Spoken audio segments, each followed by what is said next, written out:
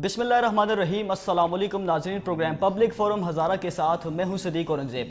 नाज़रीन, programme public forum हज़ारा में हम लोग बात करते हैं हज़ारा डिवीज़न के लोगों की, हज़ारा डिवीज़न के मसाइल की, चाहे वो सियासी नोयत के मसाइल हों या वो आवाम के दीगर अहम बुनियादी मसाइल हों। क्योंकि प्रोग्राम पब्लिक फोरम हज़ारा पब्लिक फोरम है, आप लोगों का फोरम है। इसमें आप भी हमें लाइव कॉल करके इस प्रोग्राम का हिस्सा बन सकते हैं और अपना जो मसला है वो हमसे बराह रास्त शेयर कर सकते हैं। स्टूडियोज़ में मेरे साथ तशरीफ़ फरमा है ब्यूरो चीफ इस्लामाबाद और इस प्रोग्राम के रूह रवां कैसर खान तनोली। कैसर तनोली, अस्सलाम वालेकुम, कैसे हैं? वालेकुम अस्सलाम सदीक, अल्लाह का शुक्र, आप सुनाएं ठीक हैं? जी करम अल्लाह का। जी नाज़रीन, वैसे तो हस्ब मामूल हम लोग प्रोग्राम पब्लिक फोरम हज़ारा में हज़ारा डिवीज़न के तमाम तर इलाकों के जो मसाइल होते हैं वो ज़ेर बहस लाते हैं। आज भी तीन अहम बड़े मौज़ूआत हैं।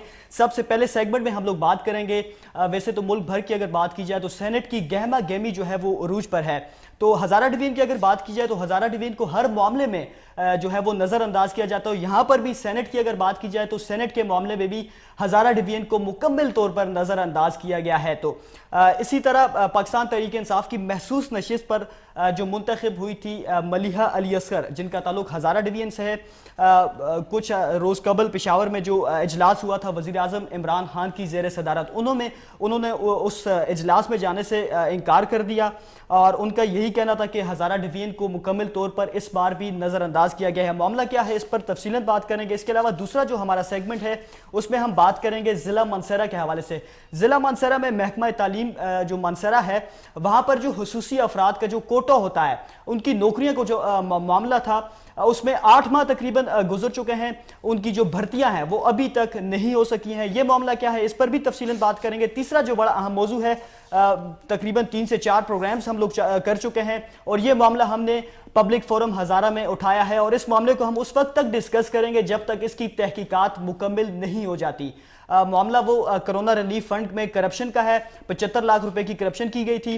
कोशिश करेंगे आज भी हमारी जो इंचार्ज हैं एंटी करप्शन महकमा एंटी करप्शन जो एबटाबाद हैं, सईद यादून साहब, उनसे भी हमारी बात हो सके और उनसे जान सके कि मजीद इस केस में क्या कुछ अहम पेशरफ्त हुई है। तो कैसे तनोली से गुफ्तगू का आगाज़ करते हैं। कैसे तनोली, सबसे पहले हम लोग बात करेंगे सेनेट इंतखाबात के हवाले से। हज़ारा डिवीज़न की अगर बात की जाए तो हर मामले में हज़ारा डिवीज़न को नज़रअंदाज ही कर दिया जाता है, तो यहाँ पर भी बिल्कुल नज़रअंदाज किया गया है। मलिहा अली असगर ने चले कुछ तो किया, अपने मामलात देख के किया या कुछ भी करके, लेकिन आवाज़ उठाई, एहतजाज रिकॉर्ड किया, प्राइम मिनिस्टर की इजलास में वो नहीं गई। तो क्या कहेंगे इस हवाले से? देखें सदीक, सेनेट इंतखाबात के हवाले से काफ़ी दिनों से आप देख रहे हैं कि शोर शराबा है, हर तरफ जो है वो सेनेट इंतखाबात की बात हो रही है। लेकिन हम लोग अपनी, क्योंकि पब्लिक फोरम हज़ारा की बात करते हैं तो हज़ारा से भी आवाज़ आई, ये अच्छी बात है, खुशाइंद बात है कि कम से कम आवाज़ तो आई ना। किसी को ये एहसास अपने लिए हुआ, किसी को ये एहसास किसी और वजह से हुआ, लेकिन हुआ तो सही। इस आवाज़ को उठाया गया, इस हवाले से बात तो हुई कि हज़ारा डिवीज़न जिसके 8 अजला हैं अब, और बड़े बड़े सियासी लोग, बड़े बड़े कदावर लोग वहाँ पर बैठे हैं, सियासत के एतबार से और माली एतबार से भी हैं, लेकिन बिल्कुल आपने अक्सर नज़रअंदाज कर दिया वहाँ से। किसी शख्स को आपने इस काबिल नहीं समझा। मैं तो ये कहता हूँ कि उनकी अहलियत नहीं है, वो इस काबिल नहीं है कि वो सेनेट में आके हज़ारा डिवीज़न की या अपनी अपनी जमातों की, इस मुल्क की जो है वो नुमाइंदगी कर सकें। हालांकि सेनेट में इस वक्त आज़म खान स्वाति साहब हमारे वफाकी वज़ीर हैं, वफाकी वज़ीर बर रेलवे हैं, सलाउद्दीन तरिमज़ी साहब हैं, सेनेट में उनकी मौजूदगी भी है। लेकिन इस वक्त मौजूदा हुकूमत ने जो है उसको हज़ारा से किसी एक शख्स को भी टिकट ना देकर, किसी एक शख्स को भी आगे ना लाकर, मैं ये समझता हूँ कि मौजूदा हुकूमत और इस जमात में जो लोग शामिल हैं उनकी अहलियत और काबिलियत पे एक सवालिया निशान उठा दिया है, लगा दिया है कि आप अक्सर बात करते रहते हैं हज़ारा डिवीज़न में बड़े बड़े सरदार और बड़े बड़े खान, वो भी मतलब उनकी भी बड़े बड़े सरदार खान मौजूद हैं जी, जो जारी कस से उधर उधर हैं। मैं अक्सर ये कहता हूँ कि जारी कस जब क्रॉस करते हैं ना, जब हज़ारा डिवीज़न की बाउंड्री क्रॉस होती है तो इधर इस्लामाबाद वाली तरफ या उस तरफ पेशावर वाली तरफ इनकी इतनी से नहीं है, इनको लोग घास नहीं डालते हैं, इनको नहीं पूछते हैं, ये हमारी बदकिस्मती है। लेकिन फिर मैं इस बात के ऊपर आऊँगा कि मलिहा अली असगर खान जो कि हैं, उन्होंने हालांकि ख़ुद वो आपको पता है कि रिजर्व सीट के ऊपर मुंतखब हुई मेंबर सूबाई असम्बली है इस वक्त पख्तूनख्वा के अंदर, उन्होंने प्राइम मिनिस्टर के इजलास में शिरकत ना करके एक वाज़िया पैगाम दिया, चाहे उन्होंने अली असगर खान साहब के हवाले से दिया, चाहे उन्होंने किसी और, मैंने इससे पहले कहा कि उसकी पीछे की और वजह होगी, लेकिन ये आवाज़ वहाँ से उठी कि आपने हज़ारा को नज़रअंदाज कर दिया और एक मखसूस टोला जो है जो पेशावर के अंदर या विफाक के अंदर बैठ के तमाम तर चीज़ों को मैनेज कर रहा है, तमाम तर चीज़ों के हवाले से फैसले हो रहे हैं, किसको लेके आना है, किसको टिकट देना है, किस वजह से देना है, ये सारी चीज़ें जो है उन्होंने कहा। लेकिन हमारी बदकिस्मती ये है कि हमने कोशिश किया, प्रोड्यूसर साहब ने भी रब्ता करने की कोशिश की मलिया अली असगर से, वो आएँ, वो बताएं, अपना मौक़िफ़ पेश करें, क्योंकि पब्लिक फोरम हज़ारा का सबसे हज़ारा का सबसे मौसर फोरम है, यहाँ पर बात करनी ज़रूरी थी उनकी कि जिस आवाज़ को आपने उठाया, जिस आवाज़ के हवाले से आपने एक अहम इजलास छोड़ा, क्योंकि आप हुक्मरान जमात से हैं, तो आपको बात करनी चाहिए, आपको बताना चाहिए कि असल वजूहात क्या हैं। और वाकई ये बात तो कोई इसमें ढकी छुपी बात नहीं है कि हज़ारा को आपने नज़रअंदाज किया। आपने कोई एक कम से कम 3 सीटें बनती थी कि 3 लोगों को आप लेके आते, चले 3 नहीं तो एक तो सही ना यार, किसी एक को तो टिकट देते और ले आते कि यार आपकी नुमाइंदगी होनी ज़रूरी है। इसी तरह तो इसमें कोई शक नहीं है। मैं अब ये कहता हूँ कि नाइली है, नलायकी है हुक्मरान जमात में बैठे लोगों की, कि वो आपको, आपकी जमात के लोग इस काबिल नहीं समझते, तो फिर आप बाकी इससे क्या तवक्को करेंगे, बाकी आप इससे क्या उम्मीद लगाएंगे कि आप के मसाइल के ऊपर बात होगी, आपकी सुनवाई होगी किसी जगह पर? ऐसा नहीं हो सकता। फिर आपने समझ लें कि टाइम ज़ाया किया। लेकिन फिर मैं मलिया अली असगर खान पे आऊँगा। आवाज़ उठा दी उन्होंने, एक नारा लगा दिया, वो नारा अब प्राइम मिनिस्टर के कान तक पहुंचा है कि नहीं पहुंचा? पहुंचा तो होगा, जाहिर बात है, क्योंकि पेशावर के अंदर जो इजलास बुलाया उसमें उनकी शिरकत सिर्फ इसी वजह से नहीं थी कि आपने सेनेट में हमें मौका नहीं दिया, हमें मौका नहीं दिया। अब हम में आपको पता है कौन कौन लोग हैं। बिल्कुल। अली असगर खान साहब ने आपको पता है इलेक्शन लड़ा था, इसी तरह, तो वो कामयाब नहीं हो पाए थे। तो उनको एक उम्मीद थी कि आगे सेनेट इंतखाबात आ रहे हैं, तो सेनेट इंतखाबात में शायद वो सेनेटर बन जाएं। लेकिन बदकिस्मती से वो नहीं बने ना। अब आवाज़ जो आ गई ना, मैंने कहा ना कि चलें अली असगर खान साहब नहीं तो बाकी कोई और काबिल आदमी नहीं है। तो लगता है आपको कोई और भी इस तरह आवाज़ उठाएगा? देखें, उठानी होती तो उठा देता, क्यों नहीं उठाई? क्योंकि सबके अपने मफादात हैं। कोई सूबे के अंदर एडजस्ट है, कोई वफाक के अंदर एडजस्ट है, किसी के कोई मुशीर है, कोई स्पीकर है, कोई वजीर है, कोई वफाकी वजीर है, तो वो हुकूमत में रहते हुए या हुकूमती जमात से होते हुए आवाज़ उठाना सबसे मुश्किल काम होता है। तो अब जाहिर बात है, अब मलिया अली असगर खान जो हैं वो खुद भी, आपको पता है कि बराह रास्त इलेक्शन नहीं लड़ा उन्होंने। अगर वो इलेक्शन लड़ें या इलेक्शन लड़ने की पोजीशन में हो तो फिर उनकी अपनी पोजीशन भी इतनी कोई मजबूत नहीं होगी। लेकिन वो रिजर्व सीट के ऊपर मेंबर सूबाई असम्बली हैं, तो चलें एक उन्होंने आवाज़ तो उठाई ना, कम से कम इतनी बात तो कर दी कि उन्होंने अपने घर की या अपने अजीज़ व अकारिब की बात नहीं की, उन्होंने कहा कि हज़ारा को आपने अक्सर नज़रअंदाज कर दिया और ऐसे ही है। चलिए हज़ारा से कोई एक मेंबर और आ जाता सेनेट का, चाहे वो अली असगर खान साहब भी होते, लेकिन होते तो सही ना। इसी तरह है, बिल्कुल। और उन्होंने मतलब ये बात भी की कि साथ उन्होंने मेंशन करके कि पेशावर को इतने दी और मालाकंड में 3 नशिस्तें दी। लेकिन जिस तरह अगर हुक्मरान जमात की आपने बात की, तो दूसरी बड़ी पार्टियां हैं, मुस्लिम लीग नून, उनका भी कोई उम्मीदवार भी सामने नहीं आया। उन्होंने भी आवाज़ उठानी थी कम अज़ कम ना। देखें, मैंने कहा ना, जनरल त्रिमजी साहब, जनरल रिटायर्ड सलाउद्दीन त्रिमजी साहब जो हैं वो इस वक्त सेनेट में हैं। उसके अलावा जवेद अब्बासी साहब जो हैं वो मुस्लिम लीग नून के हैं, वो सेनेट में हैं। इसके अलावा हमने देखा कि आज़म खान स्वाति साहब हुक्मरान जमात से हैं, वो सेनेट में हैं। ये तीनों लोग हज़ारा से हैं। तो नए लोगों को मौका तो देना चाहिए। नहीं, एक आध सीट तो बनती थी, एक आध, चले 2 नहीं 3 नहीं तो एक तो किसी को, और हुक्मरान जमात का ये हक बनता था कि वो वहाँ से किसी को नॉमिनेट करते, लेकिन चले नहीं हुआ। अब इसको हम लोग इसको क्या कहेंगे, क्या इसकी वजूहात हैं?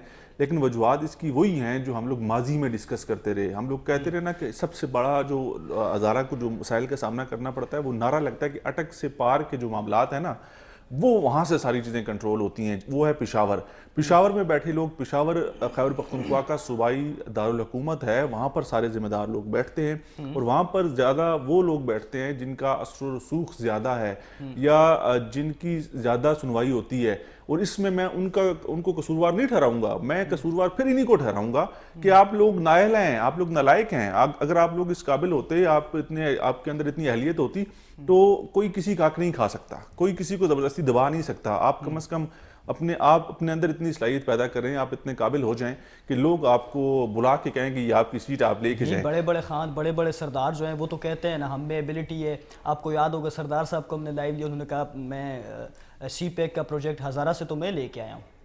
सरदार मोहम्मद यूसुफ साहब सीनियर पॉलिटिशियन हैं, उनकी सियासी कद काठ जो है वो बहुत बड़ा है। शायद ही खैबर पख्तूनख्वा की मैं बात करूँ कि हज़ारा की नहीं, खैबर पख्तूनख्वा के अंदर ऐसे आपको लोग कम मिलेंगे।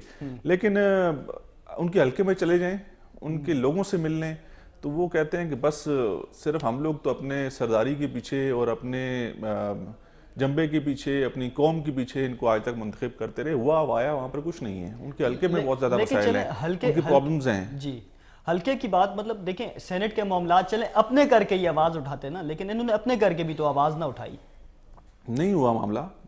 मैं इसलिए तो बार बार आपको कह रहा हूँ कि मलिया अली असगर ने कम से कम कुछ कहा तो सही, और बड़ा मैसेज आया। बड़े मैसेज से मुराद के प्राइम मिनिस्टर की कॉल मीटिंग में अगर वो नहीं गई, या वहां पर अगर वो होती या ना होती तब भी फर्क नहीं पड़ता, अगर ना जाना था और उसके पीछे वजह ये बयान की गई, तो ये बड़ी इंपॉर्टेंस रखती है। और ये बात कम से कम मीडिया तक तो आई, ये बात सामने तो आई। हालांकि अब वो इस बात से शायद अगर पीछे ना हट रही हो या उनका मौक़िफ़ तब्दील ना हो गया हो, अगर ना होता तो आके बात करती। तो लगता है आपको कहीं जोर देखें, जोर उन्होंने आगे हुकूमत में भी रहना है, उन्होंने आगे पाकिस्तान तरीके इंसाफ में भी रहना है, और अब आपको पता है कि साल दो एक साल का अरसा बाकी रह गया है, 2-2.5 साल तकरीबन, आगे भी इंतखाबात होने हैं। और इस स्टेज पे या साल बाद या 6 महीने बाद किसी और पार्टी में जाने से आपको पता है आपकी पोजीशन ख़राब हो जाएगी, आप नहीं जा सकते, और फिर आगे इलेक्शन भी है।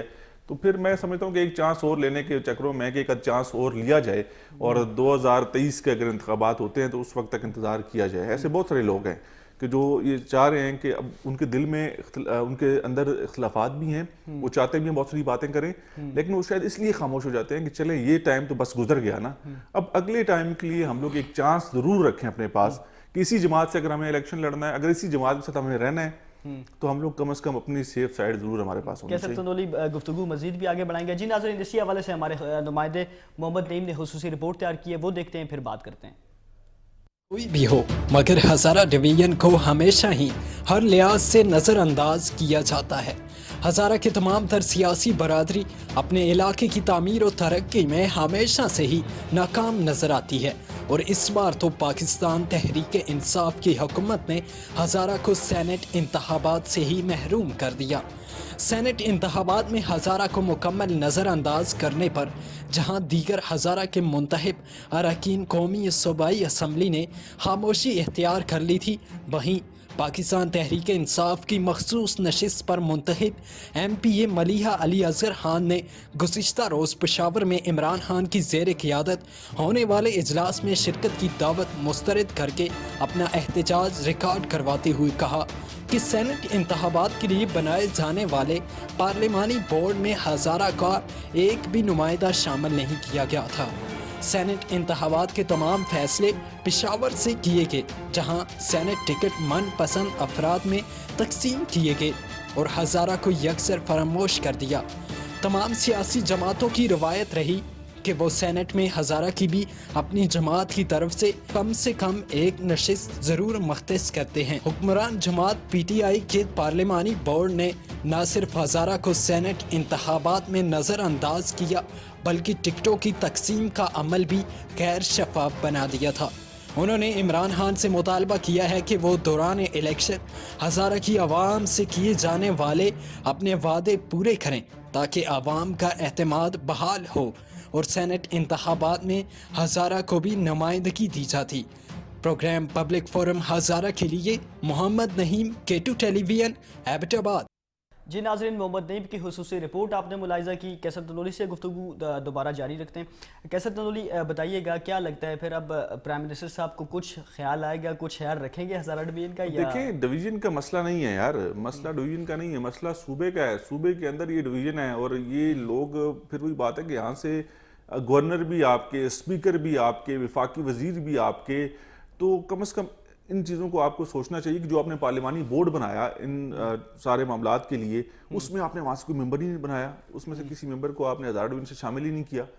इख्तलाफात या जो अंदर के जो बुग़्ज़ है, जो सारे मामलात हैं, वो वहाँ पर नज़र आ गया। तो उसके बाद एक आध बंदे को आपने सेनेट के लिए मुंतखब ना किया, तो इससे बड़ी ज़्यादती और क्या हो सकती है? यही तो आप लोग मैक्सिमम कर सकते थे, इसके अलावा क्या कर सकते थे? बाकी तो आपने MPA का इलेक्शन बराह रास्त मुश्ताक अली साहब ने लड़ा, कलंदर खान लोधी साहब ने लड़ा, अली खान जदून साहब ने लड़ा, सालिम मोहम्मद खान साहब ने लड़ा, ये सारे लोग तो मुंतखब हो के आए, इन्होंने तो लोगों से वोट लिया और इस नारे पे लिए कि इस डिवीज़न के मसाइल को हल किया जाएगा। आज मलिया अली असगर खान साहबा ये फरमाती हैं कि प्राइम मिनिस्टर अवाम से किए हुए वादों को पूरा करें, तो ये वादे तो इन मुंतखब लोगों ने किए हैं अवाम के साथ कि हम लोग आपके मसाइल को हल करेंगे, लेकिन जब उनकी सुनवाई नहीं होगी, जब उनकी कोई बात नहीं सुनेगा और उनको नुमाइंदगी नहीं मिलेगी तो मसाइल कैसे हल होंगे। प्राइम मिनिस्टर हर हल्के के ऊपर, प्राइम मिनिस्टर हर डिवीजन के ऊपर नजर रख के नहीं बैठ सकता।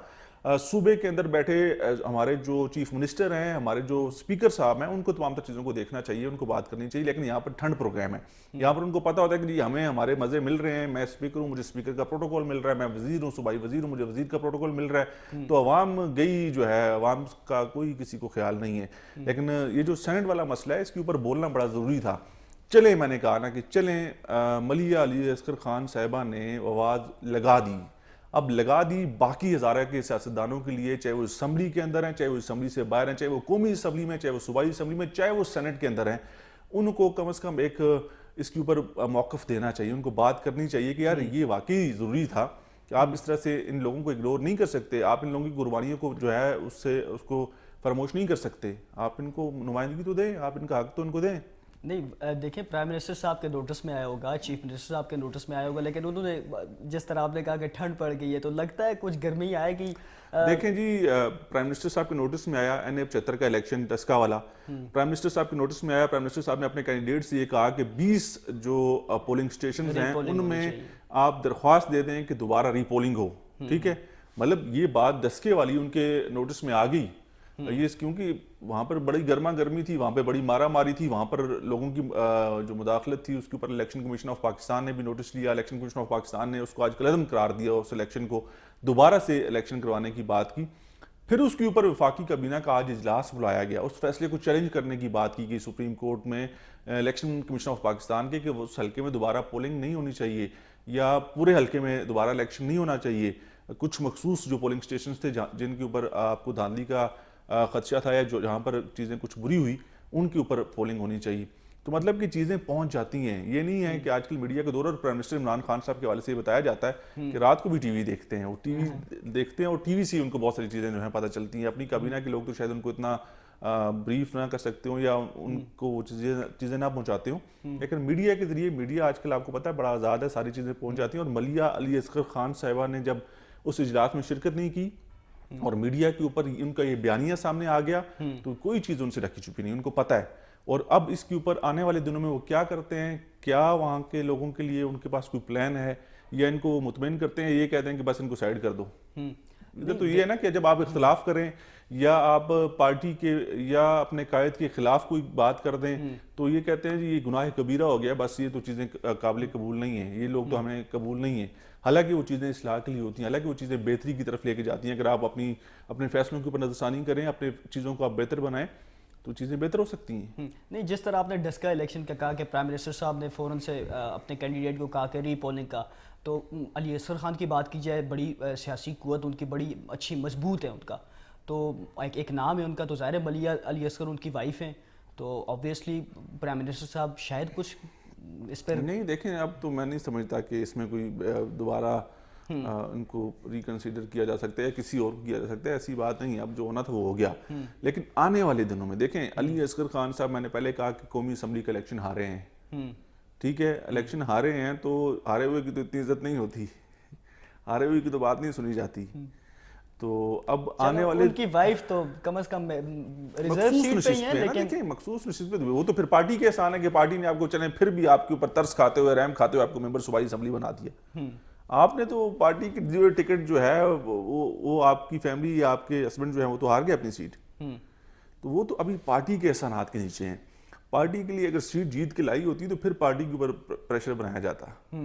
तो अभी मैं नहीं समझता कि इसके अंदर कोई रद्द-बदल हो सकता है, ना कोई उसका वक्त रह गया बाकी। नहीं, कैसे तो देखें, इख्तलाफात आपस में भी हज़ारा डिवीजन के अंदर देखा जाए बहुत है, सियासी इख्तलाफ। मैं इसी के ऊपर चाहूँगा प्रोड्यूसर साहब से कहें, एक बड़ा नाम हज़ारा डिवीजन का ज़रगुल खान, जो कि हज़ारा डिवीजन के जो है उस प्रेसिडेंट थे पाकिस्तान तहरीक इंसाफ के, वो अपनी सीट भी आ गए कौमी असम्बली की इलेक्शन में 2018 के, उन्होंने वो जो उनकी पार्टी पोजीशन थी उससे भी वो गए, आजकल वो किधर है उनका पता नहीं है। वो बेहतर सारी कहानी बता सकते हैं, वो बेहतर सारी स्टोरी के ऊपर नजर जो है ना वो डाल सकते हैं। वो गायब है, वो मंजर आम से गायब हैं, लेकिन वो कुछ जगहों पे उनकी हमें कुछ चीज़ें देखने को मिलती हैं। वो गिले करते हैं लेकिन बड़े जो है ना ढके छुपे अल्फाज में। लेकिन वो मैं चाहता हूँ कि प्रोड्यूसर साहब अगर आप जरगुल खान साहब से रब्ता करें, उनसे बात करवा दें, तो वो बेहतर इस सारी सूरत हाल के ऊपर हमें बयान दे सकते हैं, बात कर सकते हैं कि वो क्या सोचते हैं और इस वक्त हज़ारा डिवीजन के अंदर क्या हो रहा है, और पाकिस्तान तहरीक इंसाफ के जो लोग हैं, जो मुंतखब नुमाइंदे हैं, वो किस डगर पे चल रहे हैं, उनके मामलात किस तरफ हैं, वो किस तरफ अपने आप को मजबूत कर रहे हैं, अपनी पोजीशंस को मजबूत कर रहे हैं, और सारी चीज़ों को उन्होंने एक साइड पे रखा हुआ है।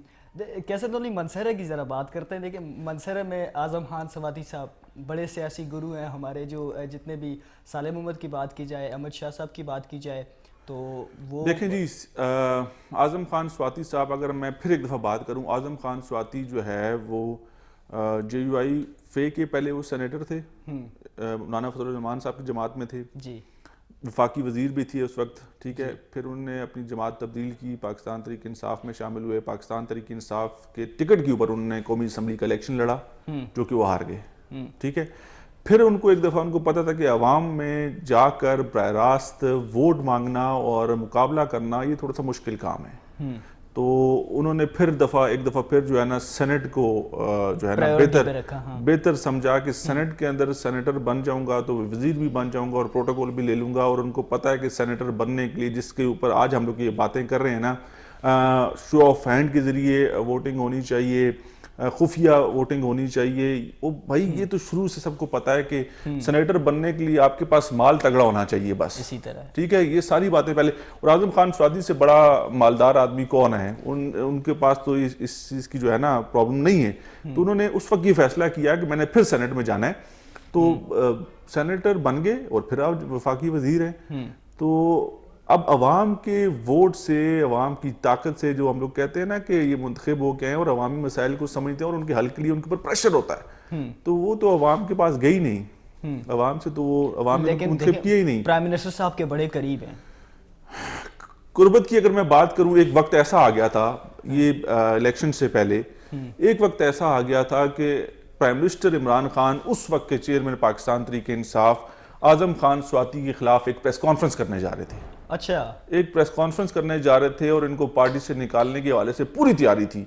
अच्छा, कि इनके ऊपर कुछ ऐसे इल्जामात थे, कुछ ऐसे मामलात थे और इनके खिलाफ वो एक सख्त मौकफ रखते थे। बाकी कुछ लोगों ने बीच बचा करवाया, और इमरान खान साहब खुद, इमरान खान चेयरमैन पाकिस्तान तहरीक इंसाफ, आज़म खान स्वाति को इलेक्शन से पहले बनी गाला में प्रेस कॉन्फ्रेंस बुला ली गई थी। इमरान खान साहब को पता नहीं याद है, लेकिन सारी चीज़ें जो है ना तैयार थी, मीडिया कॉल हो गया, सारी चीज़ें रेडी, लेकिन बीच में कुछ अहम लोगों ने उसके अंदर आके कहा जी नहीं, ये राइट टाइम नहीं है इनको, और आज़म खान स्वाति साहब के रंग उड़े हुए थे। आज़म खान स्वाति साहब के लोगों ने रुकवा दिया। आज़म खान स्वाति के लोग नहीं थे वो, लेकिन वो जमात के खैरख्वाह थे। कैसे तंदोली, इस पर वो जमात के खैरख्वाह थे। जी नाज़रीन, यहाँ पे वक्त हुआ जाता है एक मुख्तसर वक्फे का, फिर इस पर मजीद बात करते हैं।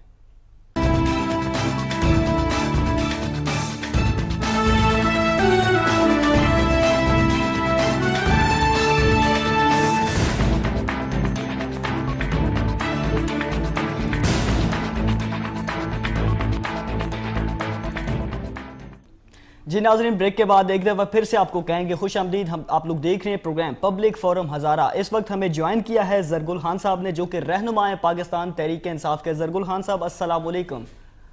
सलाम जनाब। सर, आपको प्रोग्राम पब्लिक फोरम हज़ारा में खुश आमदीद कहेंगे। थैंक यू सर, बड़ी मेहरबानी। जरगुल खान साहब, मैं कैसर तनोली आपसे मुखातिब हूँ। मैं पहले आपसे ये कन्फर्म करना चाहूँगा कि सदीक ने कहा कि आप रहनुमा हैं पाकिस्तान तहरीक इंसाफ के, वाकई हैं कि नहीं? यारा पहले तो रीजनल प्रेसिडेंट था, अब काम रुकन हुआ, हम कारकुन। नहीं, पाकिस्तान तहरीक इंसाफ के साथ ही है ना? हाँ बिल्कुल, पाकिस्तान तहरीक इंसाफ के साथ ही। बस ये रहनुमा नहीं हूँ, कारकुन हूँ बस ये जानना बड़ा जरूरी है, क्योंकि बड़ा अरसा हो गया मंजर आम से गायब है, ना कोई एक्टिविटी है, ना कोई पार्टी के साथ कोई मामलात हैं, इख्तलाफात भी खुल के नहीं करते हैं। वजूहात क्या हैं, किधर गायब हैं? ना इख्तलाफात तो नहीं है, बहरहाल ये है कि अली असगर सदर है तो उसको तस्लीम किया है। हमने कहा कि बस आप सदर हैं, बस आप करें, और हमसे जो तावन मांगता है वो हम करते हैं, साथ जो नहीं मांगते हैं तो बस खामोश हैं। जो लोग कोई काम का कहते हैं तो करते हैं बस। हम लोग सेनेट इंतखाबात के हवाले से बात करते हैं। हजारा डिवीजन को यकसर नजरअंदाज कर दिया। आपकी जमात, हुक्मरान जमात पाकिस्तान तहरीक इंसाफ ने कोई एक नॉमिनेशन नहीं आई हजारा से, वजूहात क्या हैं? अब सर नहीं है, मैं तो जब सेनेट का वो हुआ तो मैंने तो स्टेटस पर भी दिया था और खुद कहा था कि यार जिन लोगों ने इलेक्शन लड़ा है तो उन्हें सेनेट में नहीं आना चाहिए, लिहाजा ये वर्कर या टेक्नोक्रेट या काबिल लोगों का है तो वो बन गए। लेकिन बाद में पता चला कि बड़े अफसोस का मुकाम है कि हमारी सेनेट की एक सीट थी जो मानसेरा से थी, नौबजादा सलाउद्दीन की बहन साहिबा, तो उसकी जगह भी किसी को नहीं लिया। और इसी तरह नून में भी जनरल क्रिमजी रिटायर्ड हो गया, उसकी जगह उन्होंने भी नहीं लिया। तो ये नाइंसाफी है, बस ज्यादती हुई है। तो इस ज्यादती की वजूहात क्या है जरगुल खान साहब? मलिया अली असगर खान जो मेंबर सूबाई असम्बली हैं मखसूस नशिस्त के ऊपर खैबर पख्तूनख्वा के अंदर, उन्होंने प्राइम मिनिस्टर के इजलास में शिरकत करने से इनकार कर दिया और वजह पीछे यही बताई कि हजारा को सेनेट के अंदर यकसर नजरअंदाज कर दिया। कम से कम आवाज तो उठाई, बाकी कोई क्यों नहीं बोला? ना इसका मसला ये है ना कि मलिया अली असगर जो आई है तो उसको तो मैंने बनाया है ना, 3 औरतें एमपीए और एक एमएनए, ये नाम मैंने दिए थे ना, उस वक्त मैं रीजनल प्रेसिडेंट था। अभी अली असगर रीजनल प्रेसिडेंट है तो उसको आगे लड़ना चाहिए था ना। ये तो नहीं होता है कि रीजनल प्रेसिडेंट जो है, आपको लगता नहीं है जरगुल खान, आपको लगता नहीं है कि अली असगर खान अपनी सीट के लिए क्यों लड़ते? वो शायद खुद भी तो ख्वाहिशमंद थे सेनेट में आने के लिए। तो देखो अगर वो खुद ख्वाहिशमंद था तो खैर है, वो भी हजारे का था, बन जाता, लेकिन लोगों के लिए जोर लगाता। अगर खुद अपना नहीं कह सकता था तो बाकियों के लिए तो जोर लगा सकता था, जिस तरह मैंने लगाया जोर ना। ये 2 जिले और 9 तहसीलें अटकपार से मैंने नहीं लिया 1 खरब 7 अरब रुपए जिस पर फंड लग रहा है, तो ये तो मैं रीजनल प्रेसिडेंट था तो उधर लड़ता था ना, वैसे तो कोई नहीं देता है ना। और इसी तरह 3 औरतें और एमपीए और एक एमएनए जो लिए तो मैं रीजनल प्रेसिडेंट था, मैंने लिए ना, ये तो कोई आसानी से तो नहीं। उस वक्त ये कहा जाता था कि परवेज खटक साहब से आपके बड़े करीबी मुरासम है, तो जाती ताल्लुकात की बिना पे चीफ मिनिस्टर वो थे तो आपने कुछ चीजें करवा ली, फिर उनके साथ ताल्लुकात भी अच्छे नहीं रहे, पार्टी के बाकी लोगों के साथ भी अच्छे नहीं रहे और आप साइडलाइन हो गए।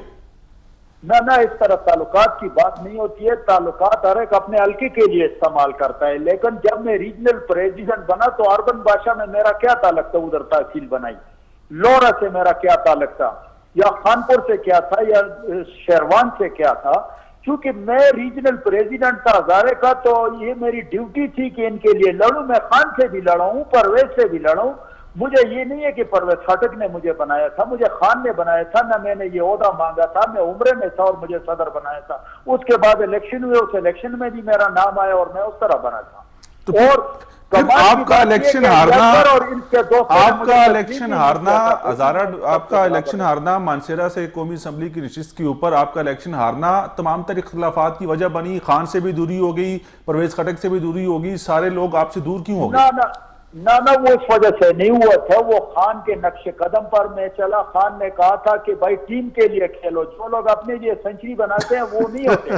तो मैं टीम के लिए खेला, मैं गाजी से लेकर कोस्तान तक वोट मांग रहा था, मैंने तो अपने लिए वोट भी नहीं मांगे। फिर मुझे पता नहीं है कि फिर भी मैंने 60,000 वोट लिए और मेरी तो ये तो मैं 6 दफा कौमी असम्बली का इलेक्शन लड़ चुका हूँ। जरगुल खान साहब, ये जो टीम के लिए आप खेल रहे थे, ये जो टीम के लिए आप खेल रहे थे, ये मैच किस ग्राउंड में हो रहा था? आप नजर नहीं आए किसी जगह पर? ना मैं पूरे मुकम्मल, जब मैं रीजनल सदर था तो मैं कोस्तान भी जाता था, हरीपुर भी जाता था, इब्टाबाद में, और ये भी सदर नहीं था, यूथ से भी मिलता था, वर्करों से भी मिलता था, लीडरान से भी मिलता था। मैंने तो बड़ी टफ जिंदगी गुजारी थी और सब किस तरीके से सदर बनाए थे। सब मानसेरा का बाबर सलीम को मैंने सदर बनाया था, एक वर्कर बता दे जिसने मुखालफत की हो, सबको एक किया। इसी तरह हर जगह मेहनत करता था। अच्छा, और ये सेनेट से हजारा को, बल्कि पेशावर से हजारे के लिए हक भी लाता था, जो मैं ला कर दिया है ना। अब तो मलिया अली असगर खान साहब ये फरमाती हैं, मलिया अली असगर खान साहब ये फरमाती हैं कि सारे फैसले पेशावर में होते हैं और ये आज नहीं होते, हमेशा होते रहे हैं। लेकिन तो अगर वहां से तो अली असगर को चाहिए ना कि उनसे वो, मैं इसी के ऊपर आ रहा हूं, अगर किसी ने कोई फैसले अपनी मर्जी के नहीं करवाए या कोई नहीं करवा सका तो उसमें उनकी अहलियत और काबिलियत चैलेंज होती है कि आप लोग इस काबिल नहीं है, आप लोग इस अहल नहीं है कि आप सेनेट में आ सकते या अपने लिए बात कर सकते। तो सारी नलायकी नायली तो मुंतखब नुमाइंदों पे है या हजारा के सियासतदानों के ऊपर है। देखो, जो बात है मलिया अली असगर ने बात उठाई, अच्छा किया, लेकिन इससे बेहतर होता कि वो खान की मीटिंग में जाती और उधर उठकर बात करती है, तो खान के नजर में तो आ जाता कि भाई एक इलाका जो है वो इससे महरूम हो गया है, उधर बात करती तो ज्यादा बेहतर होता। चलो खैर है, फिर भी अच्छा था कि उसने आवाज उठा दी। बाकी अगर ये जंग थी, अगर एनएनए या वज़रा किसी और को ला रहे थे, अली असगर किसी और को ला रहा था, लेकिन नुकसान तो हजारे का हुआ ना। जो भी आता वो आना चाहिए था, इनके लिए मिलकर जदोजहद करनी चाहिए थी। ये सब के लिए मैं नहीं लड़ता था, हर एक के लिए मैं लड़ता था। जो सिटिंग एमएनए एक दो थे उनके लिए फिर क्या वजूहत हैं जरगुल खान साहब, आप हर किसी के लिए लड़ते थे, आपने इतना सब कुछ किया, अब आपके लिए कोई नहीं लड़ रहा? नहीं लड़ रहा, ये तो होता है, लेकिन इंशाल्लाह मैं हूं, मैं तो मतलब है अल्लाह ने जो मुझे एजाज दिया कि पीके में अनअपोज्ड आया हूं, ये एजाज बड़े बड़े लोग हैं, मुझसे मालदार भी हैं, बड़े सियासी घराने भी, ये एजाज अल्लाह ताला ने मुझे दिया आजाद हैसियत से। मैं 2 दफा आजाद हैसियत से जीता हूं और ये अनअपोज्ड आया हूं, तो ये भी अल्लाह का बड़ा करम है। अगर किसी ने साइड नहीं दिया, अल्लाह ने तो साथ दिया है ना। और इस दफा मैं इतना खफा भी नहीं हूं हारने पर, क्योंकि कोई लोग भी मायूस हैं, कोई इतना मजा भी नहीं है, तो मैं इस तरह खुश हूं। अच्छा, आप इसी तरह खुश हैं, आगे इस सफर को जारी रखेंगे पाकिस्तान तरीके इंसाफ के साथ कि बस मैं ये समझता हूँ या मेरी जो इंशाल्लाह जारी रखूंगा और हजारा की बात तो हर प्लेटफॉर्म पर करूंगा, क्योंकि हजारा फर्स्ट हजारा के साथ ये ज्यादती हुई है और इस जाति के लिए मैं लड़ूंगा जिधर भी गया इंशाल्लाह। बड़े बड़े नाम बैठे हैं इस वक्त हुकूमत के अंदर, वफाकी वजीर हैं सेनेटर आजम खान स्वाति साहब, इसके अलावा स्पीकर सूबाई असम्बली मुश्ताक अहमद गनी साहब, इलाज कलंदर खान लोधी साहब सूबाई वजीर हैं, इसके अलावा और बड़े बड़े नाम हैं। तो क्या कहेंगे इनके हवाले से, इनका क्या रोल है, ये क्या कर रहे हैं? यार वो आपके सामने है जो रोल है, उनका क्या रोल है वो आपके सामने। आजम स्वाति से पहले भी वजीर रहे, क्या किया वो, फिर मोया न मोया, उनका होना न होना बराबर है। मैं तो सिंपल वजीर आला का कोऑर्डिनेटर था और 2 जिले और 9 तहसीलें की, हर एक की आवाज पहुंचाई। तो इसलिए तो वो लोग नहीं चाहते हैं कि मैं बनता ना, हक लाता। हक किस लिए लाता? हजारे के लिए लाता ना। और ये लोग इसलिए नहीं कर सकते कि ये इक़्तिदार के लिए जाते हैं, ये इक़्तिदार के लिए उधर वजारतों के पीछे जाते हैं। मैं तो नहीं गया, मैं जब इलेक्ट हुआ अनअपोज तो मैं वजीर क्यों नहीं बना? मैं तो वजारत की डिमांड नहीं की, मैंने तो वही बरंदू डैम की डिमांड की तौरगर के लिए, जो पाकिस्तान में पहला मंसूबा होगा। 8 अरब रुपए तौरगर के लिए लिए, पूरे हजारे के लिए 2 जिले और 9 तहसीलें ली, 1 खरब और 7 अरब रुपए लिया। तो दरगुल खान साहब ने बड़ी तफसीली बात की और आज बड़े अरसे बाद इनको हमने आज लिया, क्योंकि गायब हैं पीटीआई के यहाँ पर। उनका रीजनल प्रेसिडेंट था, बिल्कुल थे, इलेक्शन हुए, इलेक्शन में अपनी नशिस्त हार गए कौमी असम्बली की। उसके बाद से ना ये सामने आए, ना बाकी लोगों ने इनको एक्सेप्ट किया, ना किसी और जगह पर इनकी कोई बात हुई। तो ये वो लोग हैं जो सामने आने चाहिए थे, इनको बात करनी चाहिए थी। तो कैसा तो अपने नेक्स्ट टॉपिक की जाने बढ़ते हैं। जी नाज़रीन, महकमा तालीम ज़िला मानसरा में हुसूसी अफराद का जो कोटा था, उनकी भर्तियों का जो मामला है, इस हवाले से भी अभी बात करते हैं। सबसे पहले हमारे नुमाइंदे आकिब अवान ने इस हवाले से हुसूसी रिपोर्ट तैयार की है, वो मुलाहिजा कीजिए, फिर बात करते हैं। साल कबल होने वाले NTS इम्तहानात के नताइज आए हुए 8 माह गुजर गए, मगर खुसूसी अफराद के लिए मुख्तस कोटा पर अभी तक कोई भी फ़र्द भर्ती न हो सका। लिस्टें लगे 8 माह गुजर गए, मगर DEO मानसरा या महकमे तालीम की सुस्ती कहा जाए कि अभी तक किसी भी खुसूसी फ़र्द की भर्ती मुमकिन न हो सकी। DEO मेल ज़ाहिद खान ने अपने मौक़िफ़ में बताया कि कानून के मुताबिक पहले आम अफराद की भर्ती होती है, जब वो मुकम्मल हो जाती है तो खुसूसी अफराद के लिए मुख्तस 2% कोटा पर भर्ती के अमल का आगाज़ किया जाता है। गुज़िश्ता साल मानसरा में PST की 359 सीटें थी, जिसमें से 357 अफराद के भर्ती आर्डर हो चुके हैं और खुसूसी अफराद के भर्ती लेटर तैयार पड़े हैं, जो कि 27 फरवरी 2021 तक रिलीज़ कर दिए जाएंगे। ताख़ीर की वजह बताते हुए DEO मानसरा ज़ाहिद खान ने कहा कि बहुत से लोगों की जेरी डिग्रियों और कोर्ट से स्टे लेने की वजह से ये भर्ती का अमल लेट हुआ, मगर अब 2 दिन के अंदर खुसूसी अफराद के भर्ती लेटर उनको दे दिए जाएंगे। जी नाज़रीन, आकिब अवान की हुसूसी रिपोर्ट आपने मुलाहिजा की। इस वक्त हमें ज्वाइन कर चुके हैं जाहिद हुसैन साहब, जो कि डिस्ट्रिक्ट एजुकेशन ऑफिसर मानसरा हैं। जाहिद हुसैन साहब, अस्सलाम वालेकुम। जी वालेकुम अस्सलाम। सर, आपको प्रोग्राम पब्लिक फोरम हज़ारा में वेलकम कहेंगे। हाँ जी, बहुत बहुत शुक्रिया जी। सर बताइएगा, महकमा तालीम जिला मानसरा में हुसूसी अफराद का जो कोटा था, उनकी भर्तियों का जो मामला है, 8 माह गुजर चुके हैं हमारे जराये के मुताबिक, अभी तक उनकी भर्तियां जो हैं वो नहीं की गई हैं, तो क्या मामला है ये? कोई मामला नहीं है सर, सारा प्रोसेस कंप्लीट हो चुका है।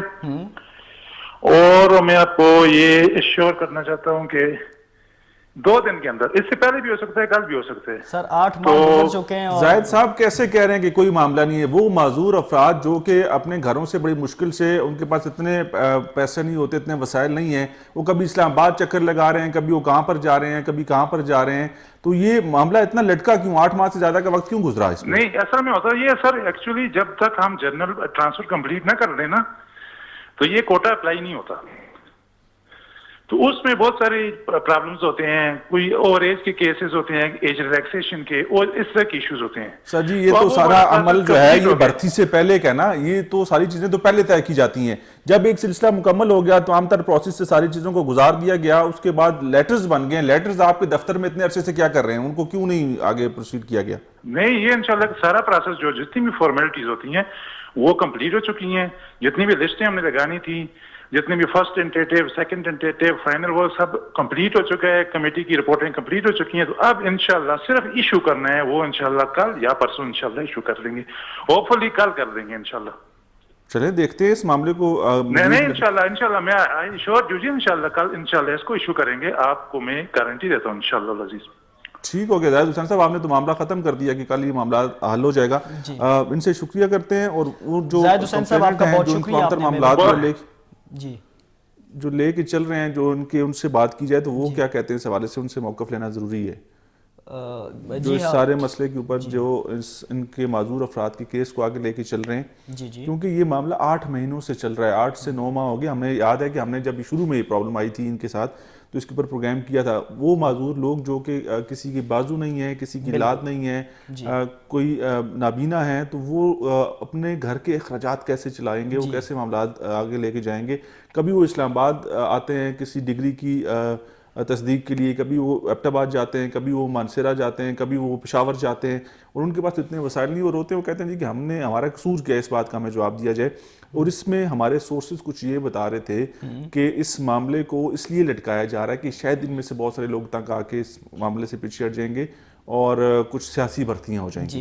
लेकिन अभी जाहिद हुसैन साहब ने फरमाया कि, और ये भी हमें कंफर्मेशन है इसकी, अभी उन्होंने कहा ना कि लेटर्स बने, और वाकई लेटर्स बने हुए, और लेटर्स बने हुए को 2-4 दिन नहीं हुए, इनको भी महीनों गुजर गए हैं कि लेटर्स तैयार पड़े हैं डी ऑफिस के अंदर।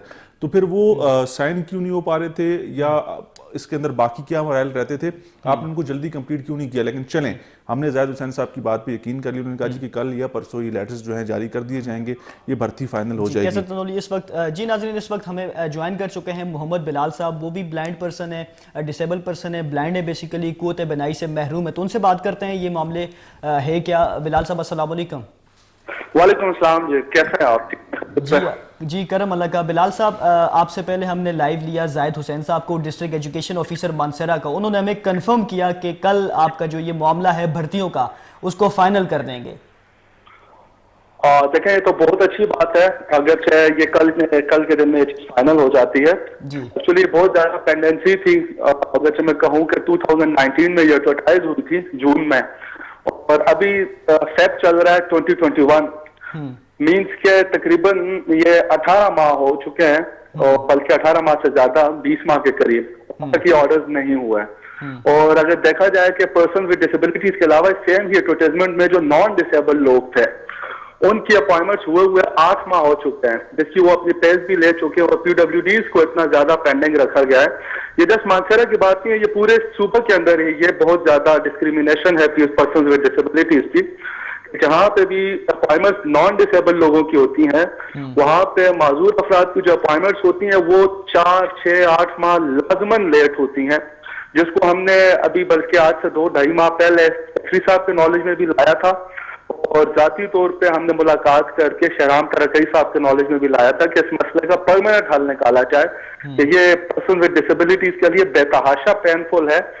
एक तो इससे इनकी एक जो सीनियरिटी है वो इफेक्ट होती है, इनका फाइनेंशियल लॉस है, साइकोलॉजिकल बहुत ज्यादा वो प्रेशराइज रहते हैं।